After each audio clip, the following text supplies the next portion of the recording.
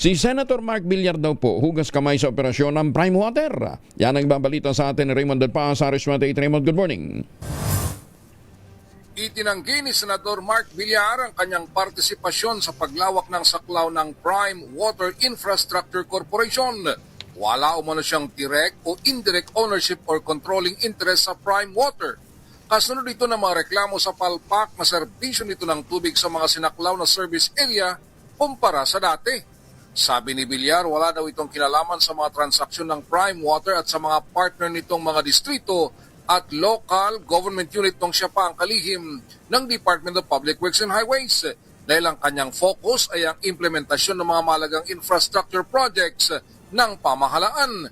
Patunay umano dito ang kanyang service record. Matatanda na inulan ng reklamo ang Prime Water dahil sa umano hindi magandang serbisyo nito sa kanyang mga service area. Gaya ng naging reklamo ng pamalang lungsod ng San Jose del Monte, Bulacan. Sa ngayon ay may 100 lugar sa bansa ang saklaw ng service area ng kumpanya. Ito si RH28 Raymond Adpaz para sa DZRH, una sa Pilipinas, una sa Pilipino. Maraming salamat, Raymond.